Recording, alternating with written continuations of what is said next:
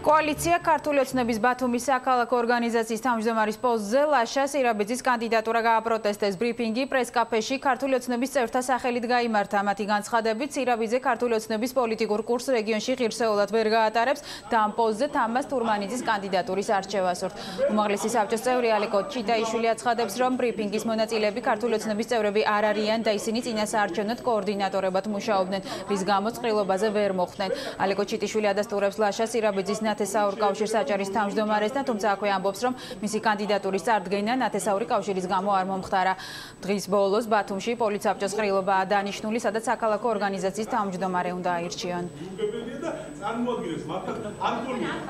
ალიმ-ხალი პარტიის ბათუმის ორგანიზაცია და ამ პარტიის თავმჯდომარე პოლიცსაბჭოს მიერ წარმოდგენილი იქნა ბატონი თამაზ თურმანიძე, რომელიც პარტიის წევრების უმრავლესობისთვის იყო ძალიან მისაღები ფიგურა, მაგრამ გუშინ სამწუხაროდ აღნიშნული ვითარება შეიცვალა და პარტიის სხვა წევრების მიერ, რომელიც ასევე არსებობენ, წარმოდგენილი იქნა ახალი კანდიდატურა ლაშა სირაბიძის სახით. ჩვენი აზრით მიუღებელი ფიგურა, რადგან გვაქვს გონივრული ეჭვი იმასთან დაკავშირებით, რომ ეს პიროვნება ემსახურება არა ზოგადად პარტიის იდეოლოგიას და არა ზოგადად ქართული ოცნების მიზნებს, არამედ გარკვეული ვიწრო პოლიტიკური ჯგუფის ინტერესებს. ლაშა სირაბიძე იყო ქართულ ოცნებაში ზონის კოორდინატორი.